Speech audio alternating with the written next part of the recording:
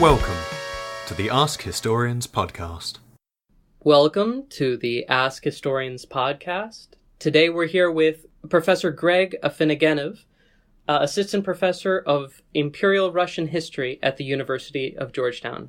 Greg, welcome. Thank you. It's wonderful to be here, Andres. Thanks for coming on. So today, before we get into today's topic, I wanted to ask what first got you interested in history? Well, I'm sort of carrying on the family business. My mom is a professor of Spanish literature, and my dad is a philologist. And obviously, some kind of academia was always felt like it was in my future. And I think at some point I just read enough military history as a kid that's what I wanted to do. And then it turned out very quickly that nobody actually does military history as a serious historical topic, and actually that there was also a lot more interesting stuff out there. So I started to get into 18th century studies and stuff like that. And I didn't initially start out as a Russian historian, but I met somebody at a conference as senior professor who suggested, well, since I know Russian, this would be the ideal or the obvious field for me to go into. So I guess here I am several years later. Fair enough. My trajectory is actually somewhat similar. Now, we're going to be actually talking about the subject of your thesis and your upcoming book, which is tentatively titled Spies and Scholars, Clandestine Encounters Between Russia, China, and the West. Is there any sort of specific theoretical and methodological framework which you used for this research?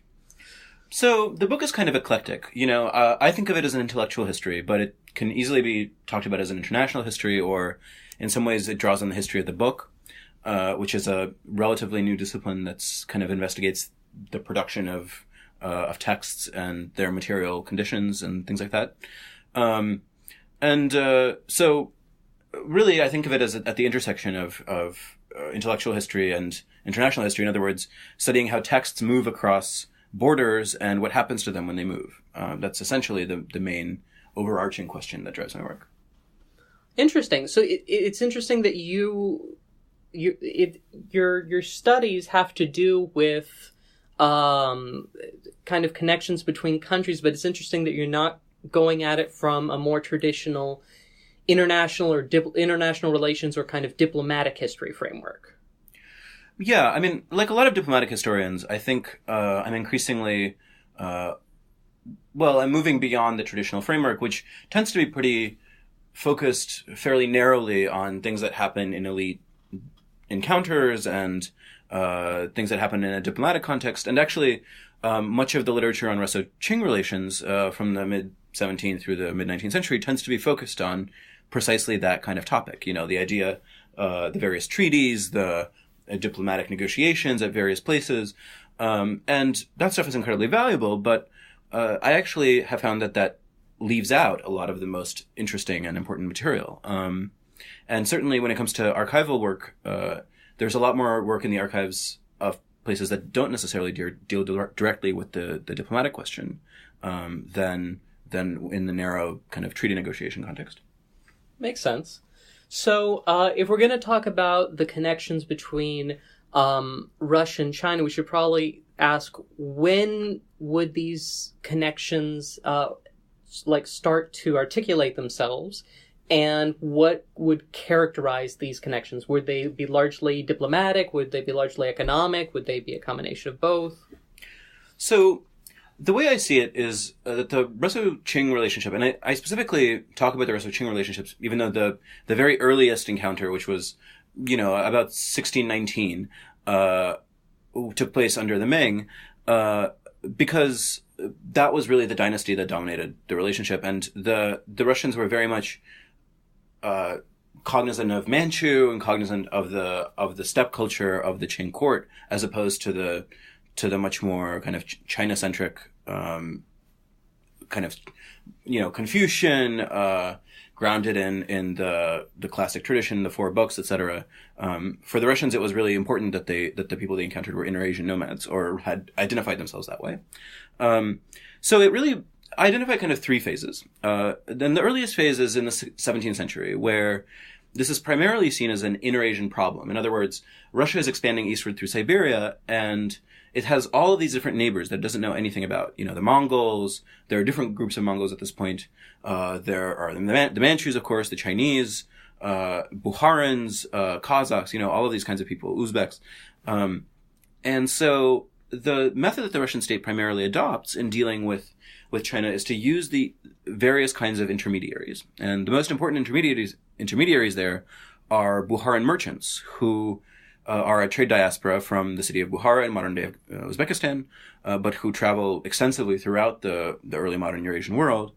And it's they who are some of the earliest sources of intelligence. And now, one of the interesting things here is, and this is a theme that I return to again and again in the book, is that it was never just about Russia and China, or Russia, the Bukharins in China. That the relationship actually was global from the very beginning, because what motivated the Russian court to explore the connection into Inter-Asia and into the Chinese world was the pressure of English merchants who wanted to use Russia as a conduit for trade with East Asia. There's direct chronological and textual links between some of the requests sent by English ambassadors to the Russian court and the actual, in other words, can we use your territory to get through China? The Russian court would say no, and then send an embassy on its own accord to kind of explore things independently first. So that kind of relationship, I think, was very stable. So an interesting thing is that in this period, since Russia was one of the only countries to have access to Mongolia and northern China, of course there were also the Jesuits, which I explore pretty extensively in the book as well. But Russia was a really important conduit of information. And so Russian documents produced by Bukharins, but also produced by ambassadors and merchants, were extensively stolen and purchased and translated and published in Western languages, and where they actually shaped a lot of Western European discussions about what China was like. So this is a part of the story that we often don't hear about the early encounter between Russia, China, and the West, where actually Russia served a really important role as a mediator between those two empires, or between those two cultural worlds, let's say. Yeah. That's really interesting. I mean, it does make sense, though. I mean, I hadn't personally thought about it before, that Russia is both a European, though I mean the concept of what isn't European probably changed over time, but I mean it's a country that we traditionally think of as European, but which is having all these encounters with all of these Eastern civilizations, and of course it's going to want to compile information. It's going, in addition to trade, to benefit itself politically, militarily, and for trade purposes. So I hadn't really thought about that aspect. Is this kind of a new aspect of the field? Is this kind of something that's been known for a while, or thought of for a while?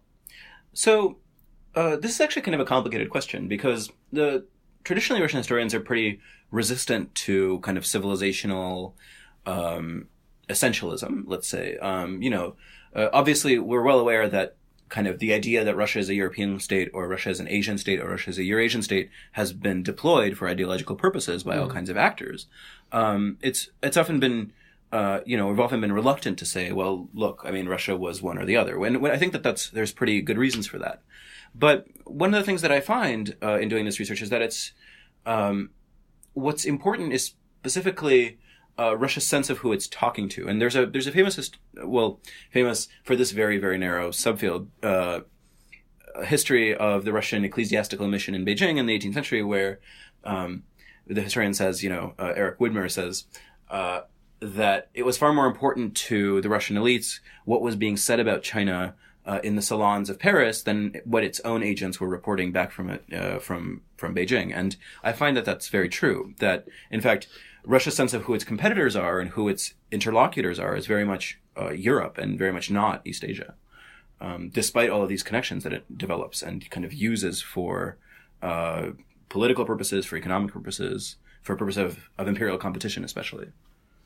Interesting. And I'm actually, now that you mention how the rest of Europe perceives things, I'm curious. I remember that Perry Anderson, in his essay on the Asiatic mode of production, talks about how John Stuart Mill's father, John Mill, would write about, I think it was India, but he didn't actually ever travel to India.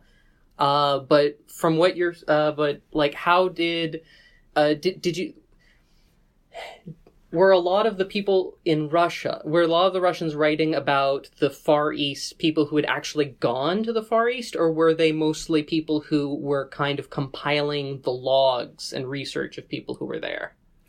So this is another interesting question, and this actually gets at one of the major narratives in my book, which is that the way we typically think about intellectual history, and, especially Russian intellectual history, is as something that's done in formal academic contexts by people whose authorship is, an identity in that kind of Michel Foucault kind of sense, that these are people who have formal academic training and careers and so forth, and engage maybe in correspondence with other scholars. But actually, when you look at the Russian context, especially in the 18th century, it's very difficult to say that this plays any kind of significant role. There's a very small number of scholars, mostly German speakers, who are based in the Academy of Sciences in St. Petersburg. But for the most part, there's a tremendous amount of knowledge being produced. But that knowledge is within institutions that we often don't think about. And so I see my book in part as a way of dealing with what it's like to study knowledge production in an institution that's not a formal academic one. And one of the consequences of that is that, institutions like the College of Foreign Affairs, which is what kind of the Ministry of Foreign Affairs used to be called, the Russian Ecclesiastical Mission, the Siberian Chancellery, all of these different agencies, they were very resistant to, let's say, abstract conceptualizations or the kind of history writing that was becoming popular among Enlightenment intellectuals in Europe and in Russia as well. So you get a lot of focus on a kind of information that I call intelligence. So for me, intelligence is not just sort of what's produced by espionage, but it's a specific kind of knowledge that's oriented towards its institutional context. It's very pragmatic. It's very time-bound. And it's often associated with anonymity rather than a kind of a building block of a scholarly career. It's, if you're writing a lengthy history or a literary analysis, it's not really intelligence. But suddenly, you're studying how many soldiers the Qing have on the border, and that's a very different kind of knowledge, and that imposes a very different structural relationship to who the people are who are gathering that information and what their social role is. Because there certainly were not elite intellectuals, and many of them, in fact, their names haven't really been preserved, or we don't know anything about them besides their names. It's a very different world. Interesting.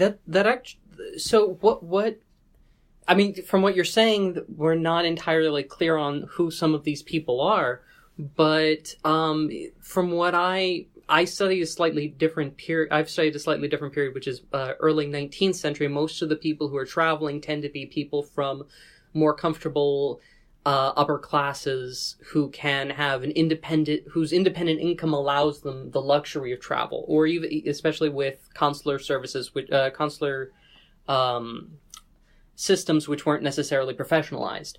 So what about these officials who are visiting the Far East at this time? Are they I imagine they need some kind of training. I mean, how do they finance these trips?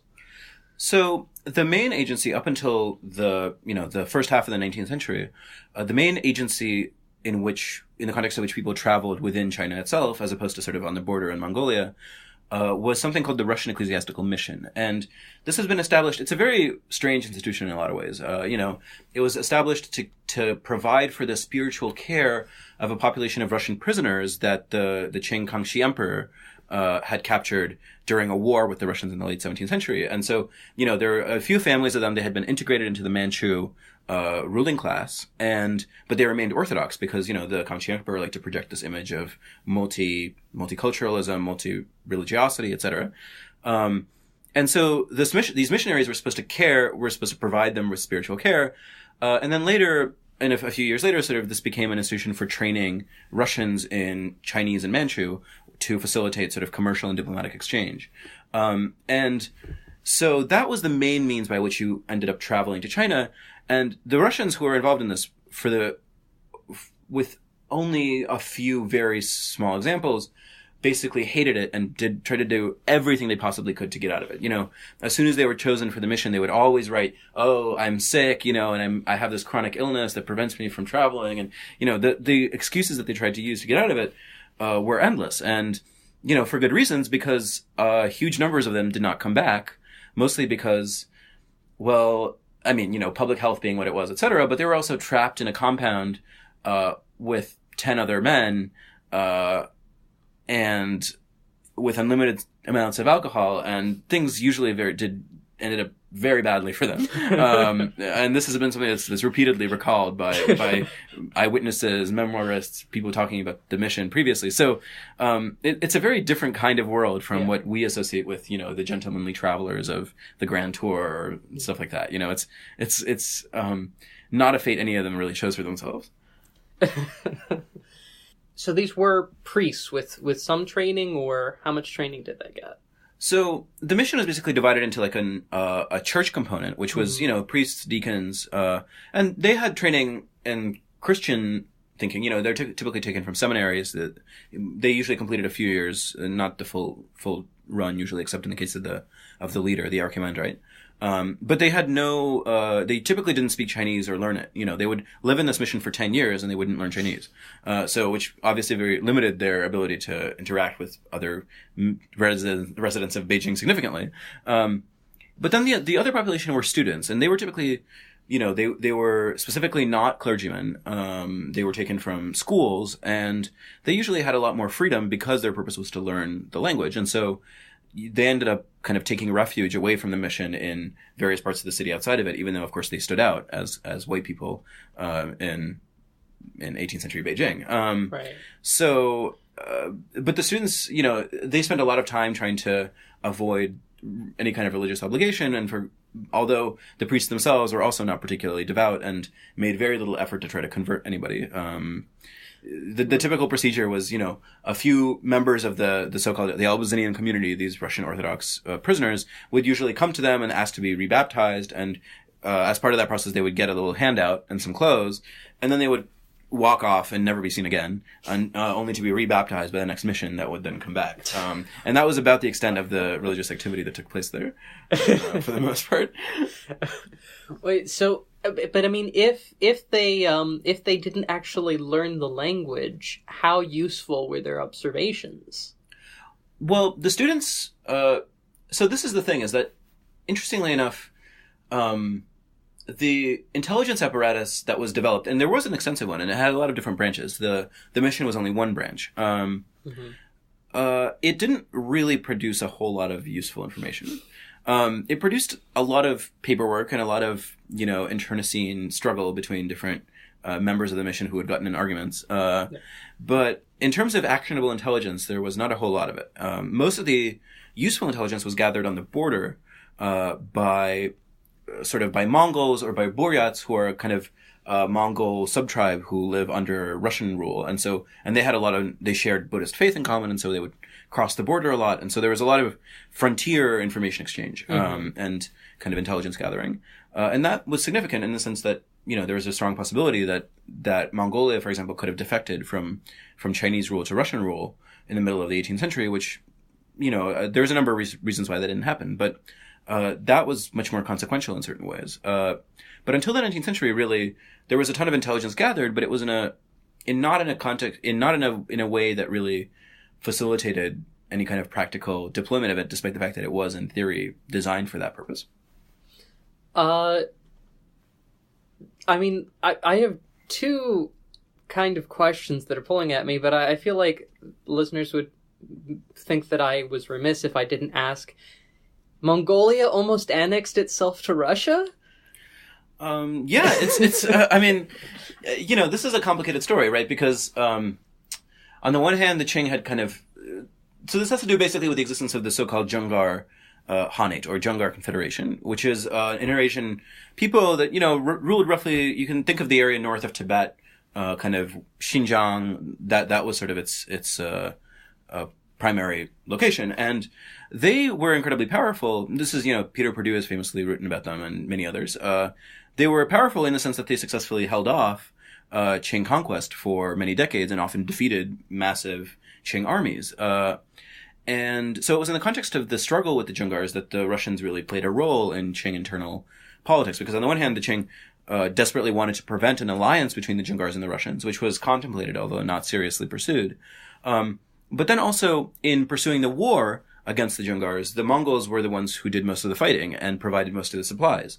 So in the big campaign that destroyed the Dzungars in the middle of the 1750s, the Mongols ended up being incredibly immiserated because they had to essentially depopulate themselves and empty out their herds to provide for the massive army.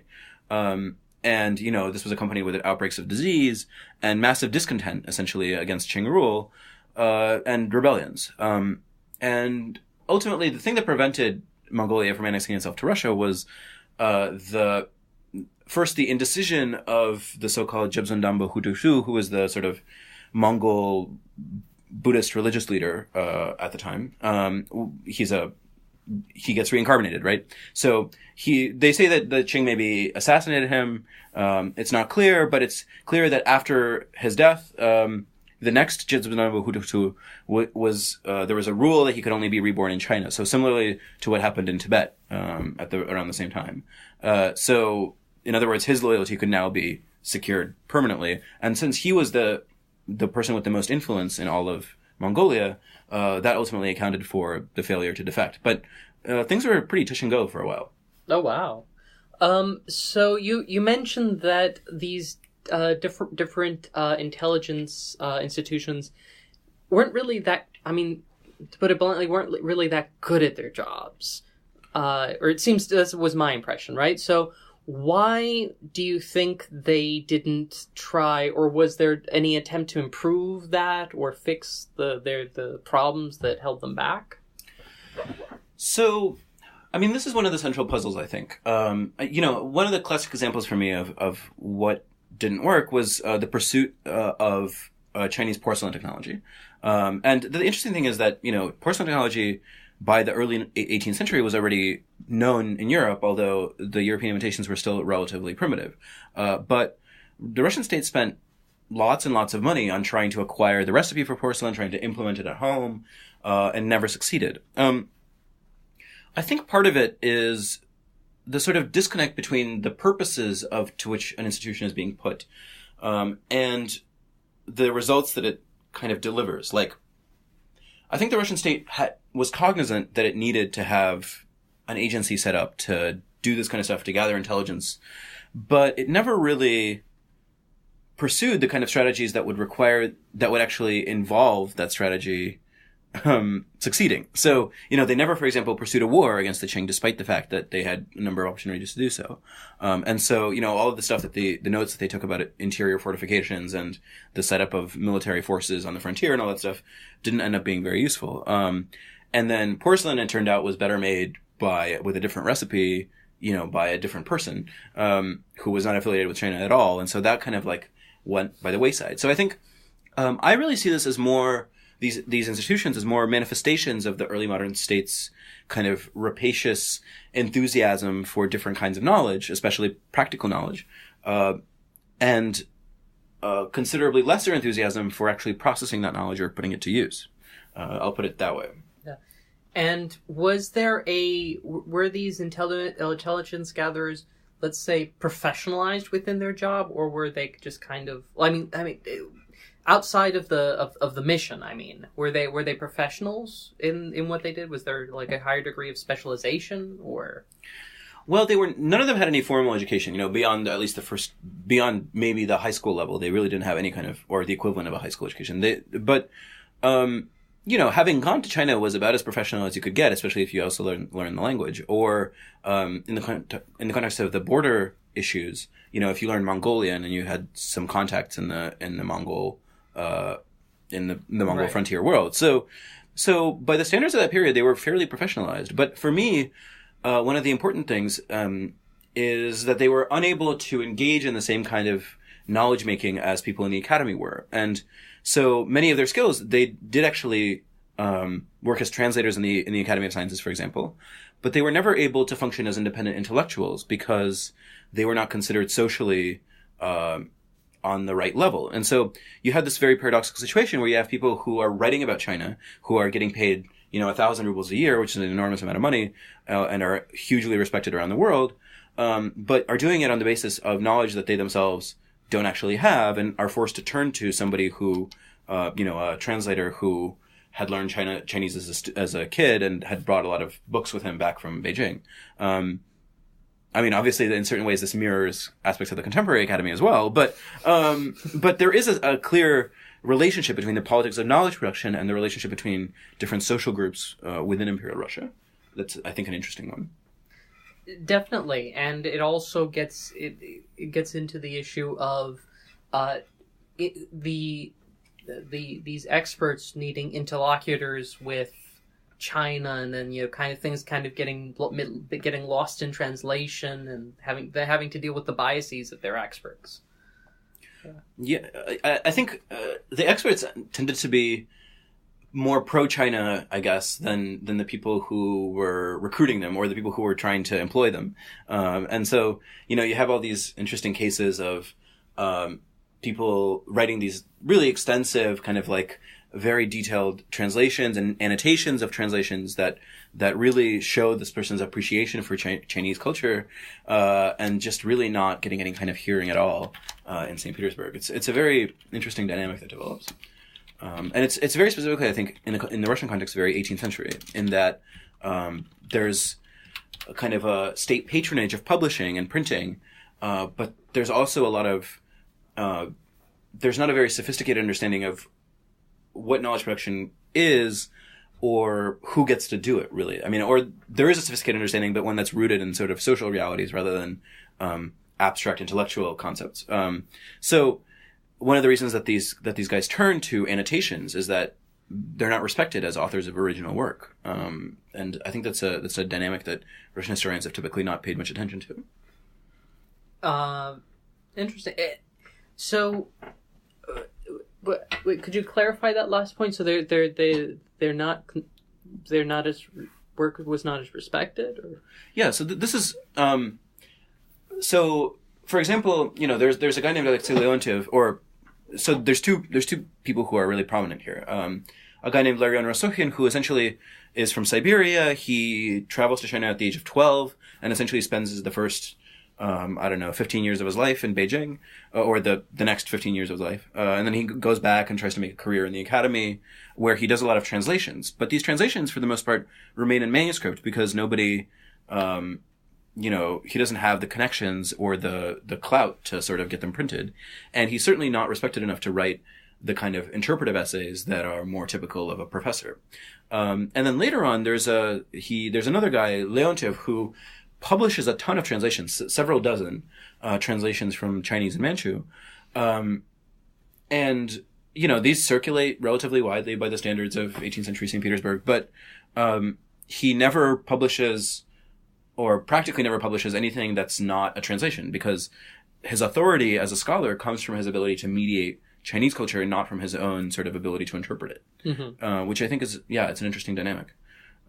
So you have writers from abroad writing in to ask if, they can get in touch with this guy or maybe acquire some of his books, but they essentially get stonewalled, and there's no real, he never manages to correspond with anybody. Interesting. And so you've got these, now that we've gotten a bit deeper into the subject, what would you say would be the kind of relationship between the numerous experts in the Far East that are propping up all over Western Europe as they establish their relationships with India and China and Japan, and the relationship between what's being received from those experts in Russia and Russia's own experts? So this kind of brings me to the third part of the book that is really that studies the kind of sinology or Orientalism as an academic discipline. And I think, one of my contributions, I think, is that it situates this academic knowledge production in the context of all of this espionage and stuff that happened before that.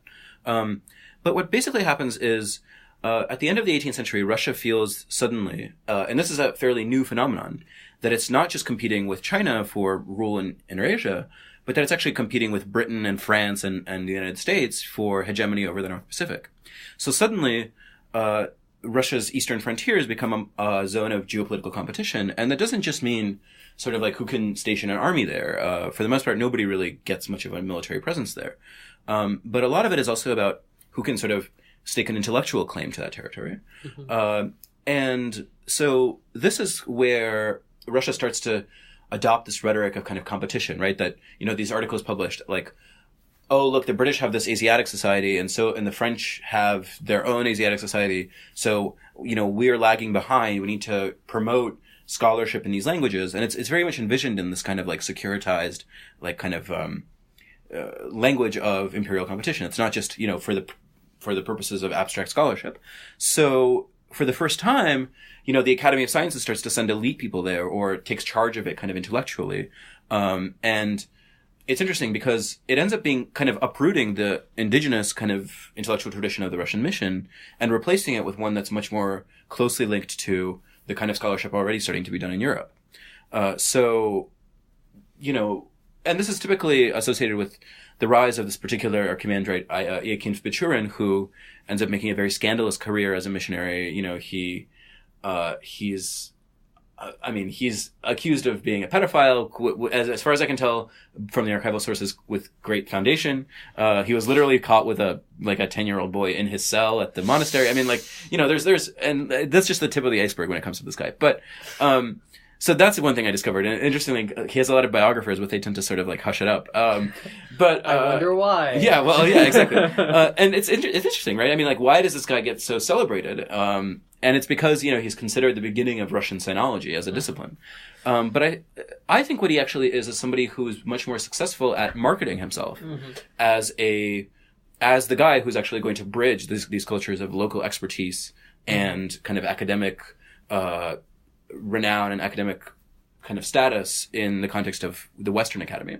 And he is in some sense successful. I mean, he comes in for a lot of criticism from Western scholars, but he's in dialogue with them in a way that no previous Russian sinologist was, which I think is an interesting development because it really shows us, there's a lot of discussion of Orientalism in academia, and especially in Russian history, it's been a significant topic of discussion. To what extent is Russian Orientalism different from the kind of British Orientalism that was deployed in the Middle East, that kind of made these civilizational generalizations that justified colonial dominance, etc. Mm-hmm. And for me, the important thing is to kind of localize Orientalism, right? To say it's not just any kind of intellectual production, that it's actually a very historically situated discipline that emerges from quite explicit concerns about intellectual rivalry with other great powers. And that the way that scholars operate was often dictated by the priorities of a kind of a state that was increasingly preoccupied with challenging its rivals in China. Right. Now, what would you say is, since your book kind of bridges both the latter half of the 17th century and the 18th century, what would you say is the biggest transformation throughout the period that you're looking at? Because this, from what I understand of Russian history, the 17th century was, well, I mean, in general in Europe, it was kind of a very troubled time. I think there's even a very chaotic period in the earlier mid 17th century in Russia, where it was invaded, I think, by the Swedes, and it was kind of chaotic. And then you got you've got Peter the Great, who tries to modernize Russia. So what would you say are the great kind of, how would you link it to those transformations? So, interestingly enough, clearly in the 17th century, Russia is still kind of exploring its immediate surroundings. And even though it, technically acquires all of this territory before 1650, it reaches the Pacific, its actual knowledge of that territory is pretty minimal. And, its actual presence on the ground is very thin. So, clearly the time of troubles is a major background sort of story here, but I think it's really not necessarily something that directly affects what's happening. And you can see the very thinness. In fact, a lot of Russia's expansion in Siberia is driven by very almost kind of privatized commercial considerations, right? You have these people who are essentially fur prospectors who who go out and they coerce tribe of indigenous people into loyalty and then like extract fur tribute from them and then make a lot of money. And of course they often operate with some kind of official order in hand, but really it's really patronage and profit making all the way down. And one of the reasons, and this is one of the reasons that Russia actually loses a war to China at the end of the 17th century, is that its presence on the ground in Siberia is so thin that it's not actually capable of mounting a sustained military campaign against any population that's, numerically very large, or even, has comparable technology, right? Because the Qing are using already muskets at this point and artillery. So, although not in quite the same numbers as the Russians are. But I think really, since I go all the way into the mid-19th century, and I think the overall arc is really the movement of concerns about China from a very inter-Asian framework dominated by the kind of Eurasian commercial diasporas into a framework very much dominated by a sense of competition with European empires. And so Russia's increasing concern for prestige in the West and increasing obsession with formalizing structures of knowledge production in a way that's legible to Westerners, which I think is one of the reasons that I decided to call the book Clandestine Encounters Between Russia, China, and the West, because it's precisely not just about the fact that Russia was trying to spy on China, but it was actually that the West was always in the background or even in the foreground as a crucial third party. So overall, the initiative kind of shifts to St. Petersburg in terms of doing these studies of China and in formalizing this structure of knowledge production. And then the end of my book really deals with the annexation of the Far East, the Amur region and the kind of Pacific Primorye region where Vladivostok is.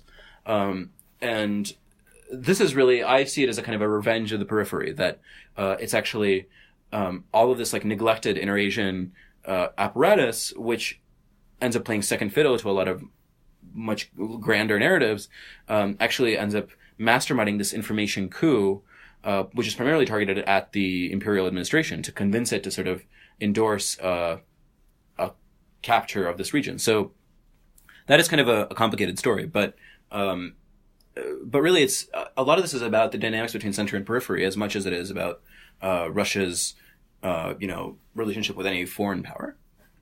Center and periphery in terms of within the context of Russia or within the context of like the growing modern economic system? Within the context of Russia, right? Because the Russian Empire is dominated very much by the centrality of the imperial court, in St. Petersburg and the imperial administrative apparatus there. And the priorities of elites who live in St. Petersburg are very different from the priorities of people who live on the Siberian border. And it's not necessarily even because they're a different kind of person. Typically it's the same kind of Germans who are running both of these places, or people descended from Germans, which is, by the way, something that the Qing often notice and are very puzzled by. But in fact, I think it's very this relationship is kind of antagonistic on the one hand, because people on the periphery always want more resources. They always want to defend themselves better. They want to, stage an invasion of China. But for people in St. Petersburg, the main priority is to counter the claims of Britain and to kind of like manage the other military threats that Russia's confronting. The Ottoman Empire, the Swedes, etc. In France later on, of course. And then that's a very key dynamic that I think often gets underestimated. And so you said it's kind of complicated, but as synthetically as you can put it, how did these people on the periphery convince the folks in St. Petersburg to allow them to continue that expansion? So there's a really interesting story there. Basically, and I found a note that sort of describes the plan and says, destroy this letter, when you get it, which is one of these like very corny archive things that you very rarely actually stumble on. But essentially what happened, people generally say, well, Russia annexed this territory in 1860 with the Treaty of Beijing. And formally that's certainly true. But in my view, the annexation actually happened basically in 1850. And at that point it was mostly irreversible. And so basically there was a conspiracy between the new governor of Eastern Siberia and the a captain and a faction of people at court who were interested in greater expansion, because the Nicholas I regime was kind of really dedicated to this comparatively passive policy in relation to China, or at least a policy of stability so that they could engage in adventures in the West. But Muravyov, this new governor, basically wanted to redirect the attention of the empire to this province. And this ship captain came up with this idea where he would essentially land on Chinese territory. He would say, first of all, that he had been shipwrecked and that he urgently needed to be reinforced by a flotilla that would sail down the Amur River, which at that point was closed to Russian shipping. That the local indigenous people were asking for Russian protection, and that effectively that there was no real Qing presence in the region where he landed. Now, this is completely untrue, and you could clearly tell, and that, in fact, that there were British ships approaching, or American ships, foreign ships of whatever kind, approaching from the south, clearly with the intention of seizing the territory for themselves. So, it was a case for urgency, it was a case for the legality of this conquest, even though it was clearly very dubious, and a case for the practicability of this seizure. Mm-hmm. Ultimately, there were some rough spots, but ultimately they succeeded brilliantly in actually conveying to the emperor the sense that this was something that they could pull off quite easily, and that, this was something worth putting resources into. So ultimately they went against the explicit policy of the empire in this region, as expressed multiple times in numerous diplomatic communications, and it was a gamble that ultimately paid off, because at the time the Qing were obviously fighting the Taiping Rebellion and the Second Opium War, which they had a lot more on their mind than trying to chase the Russians out of this fairly remote frontier province. And the Russians pretty much, and of course they didn't want to go to war because it would be yet another front of a massively traumatic military, series of military defeats that China was going through.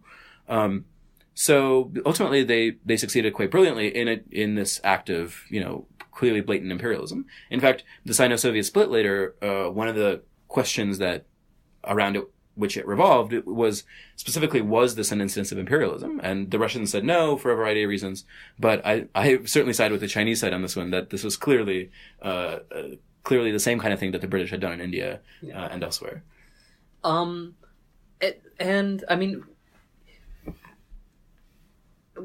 Since we're talking about the 17th largely about the 17th and 18th century, we're also talking about a period that's kind of pre-railroad. So how would you say that the role of distance and the difficulty of travel played in all this, and the kind of, because I imagine that to some extent, it might, I don't know how practical it was, but travel between some parts between, for example, Europe and the Americas was sometimes easier than within the Americas if you're going deep into the continent. So I would imagine to travel by land without the railroad from St. Petersburg all the way to China would be quite a long ways. So it's interesting.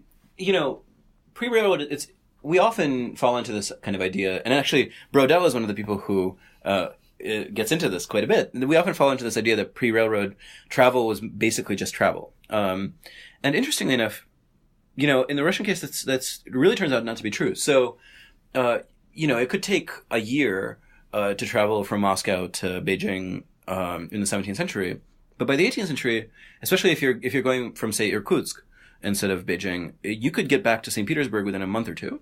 Because of an efficient postal relay system, effectively. And so you could make especially if you were a single courier as opposed to a caravan. There were also caravans that traveled that took much longer. Mm-hmm. And a lot of it really was dependent on seasons, right? Especially when you're crossing Mongolia, the Gobi Desert is a huge obstacle, and you need to be able to lay open a fodder and water to make the crossing successfully. So a lot of times if you arrived at the wrong time, you would have to wait several months before you could cross, etc. So transportation was really a difficulty. And it was especially a difficulty logistically in terms of Russia's ability to maintain a military force on that border.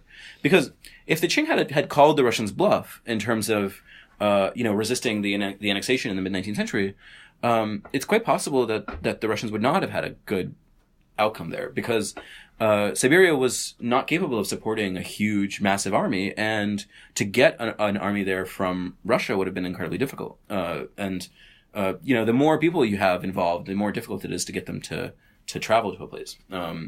So Siberia's isolation, and I have all kinds of amazing, what I think are amazing stories in this book. One of them is about a convict, or this Hungarian nobleman who is captured by the Russians fighting in Poland. He escapes from captivity, then he's recaptured, then he escapes again, then he's recaptured again. Finally, he's sent to Kamchatka, which is, a peninsula on the far side of Russia, which, if you ever played Risk, it's a very important region to capture, as it was in the late 18th century. So on Kamchatka, he stages this uprising by a few dozen convicts. He creates a conspiracy, claims that he's, affiliated with Peter III somehow, who was deposed by Catherine the Great, obviously, and actually manages to defeat the garrison of Kamchatka, seize a ship and sail off to Japan, China, and then eventually France, and eventually Madagascar. I mean, it's a complicated story.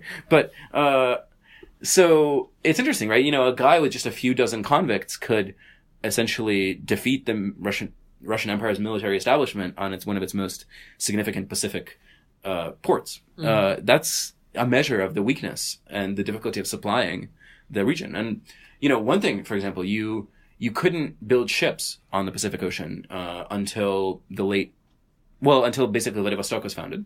So until the last third of the 19th century, because everything that you needed to use to build a ship, like anchors and masts and whatever, needed to be shipped by donkey over mountain paths, or by reindeer through the Yakutia. So, actually both usually. So you can imagine how that affected the aspirations of the Russian Empire to control the Pacific Ocean. Practically every ship that sailed to supply Alaska, or was kind of sent to Alaska, came from St. Petersburg and not from the Pacific coast in Russia. Makes sense. Yeah, it's definitely an aspect that's kind of the subtext of a lot of research on the this kind of thing, but it's not real. It seems really important, and it's not made text enough, in my opinion. I agree. Okay, and by the way, what would you say? I mean, your research is kind of, as you've said, eclectic. Mm-hmm. But what would you say are some of the major challenges facing your field at the moment? Well, I mean, the biggest challenge is clearly the market, right? Russian historians are not very in demand, and the particular kind of demand for Russian historians is primarily for Soviet historians, which means that, or people who can plausibly claim to do both by doing the late 19th century and early 20th century. And many of those people do incredibly good work. The problem is that for anyone studying any period of Russian history before then, it's very, very difficult to find a job as a Russian historian. And so in the United States, there's effectively, the field is effectively entering a stage of death spiral, where, you simply don't have enough graduate students being put into positions where they can train graduate students of their own and reproduce the field. And for medieval Russian history, we're certainly well into that period, which is, a tragedy as far as I'm concerned. I mean, clearly there are bigger problems out there, but this is a significant one for our field. No, most definitely. And it's my understanding as well that, I mean, that also in Europe, they're also having issues with, I mean, I can't say for all Europe, but at least in England, they've recently been having strikes and things like that. So their academia also seems to be in crisis. British academia is better off, I would say, than American academia. I mean, there's a lot of differences, but in terms of, at least, and certainly in terms of Russian history, it's much easier to work there as a Russian historian, and much easier to train graduate students, etc. In part because Oxford and Cambridge are never going to surrender their chairs in Imperial Russian history just because they're not that affected by the whims of academic student interest, for example. Yeah. And what would you say are some of the major achievements of your field of late, besides your book? I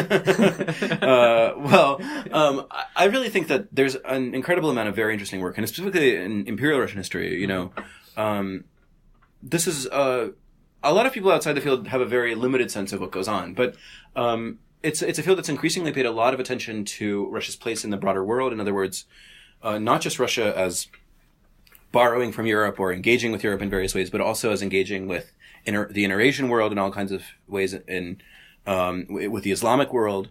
There's been a lot of attention paid to the dynamics of sort of multicultural relationships within the Russian Empire. What does it mean for Russia to have been an empire? Because it had a very unique system, right? Russia had more Muslims at the end of the imperial period than any other country in the world. So it's a very interesting set of dynamics for how you rule in a incredibly heterogeneous population. And it certainly was not a kind of not always, at least, a Russian iron fist. It was usually much more complicated and sort of give and take than that. Perfect. Interesting. So I think this has been a really interesting essay for our listeners into a kind of a subject that's not really talked about or even really thought about or mentioned in most more traditional historiography. And it sounds like a fascinating field. And I am definitely looking forward to your book. Perfect. Greg, thanks again for coming on. Thanks so much, Andres. I really enjoyed our conversation. You've been listening to the Ask Historians podcast. Please support us at patreon.com/AskHistorians. Find more history like this by following us on Twitter and Facebook, and by visiting us at askhistorians.reddit.com and ask hundreds of historians and enthusiasts anything you want to know about history.